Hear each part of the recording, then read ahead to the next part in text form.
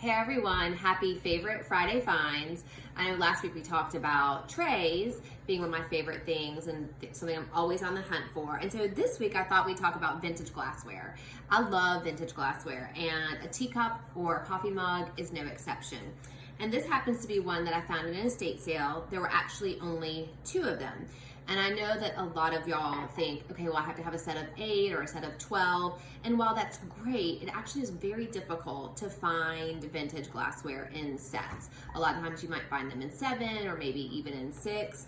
And so what I would encourage you to do is if you find something that you love, like I was just really drawn to this pattern, the chinoiserie feel to it, I would encourage you to grab it.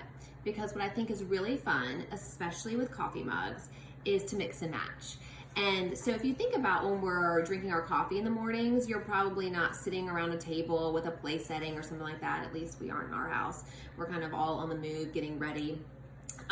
So I think it can be really fun to mix and match them, or maybe even have coordinating pieces, or maybe 4 from this set or 3 from that set or something like that. Because then when your guests come over or your kids come in to grab a teacup or a coffee mug for hot chocolate or something, everyone kind of gravitates towards their favorite. And so I think that can be really fun and unique.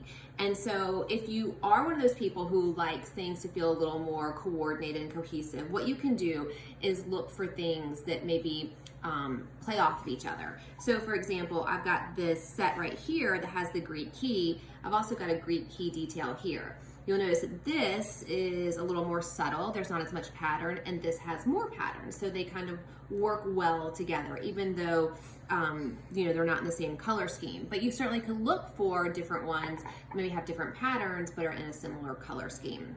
So thanks so much. If you find some vintage glassware and you just love it, I would encourage you to grab it because I think it can be really fun to mix and match, and I think you'll find that it's really interesting and fun to mix and match your glassware.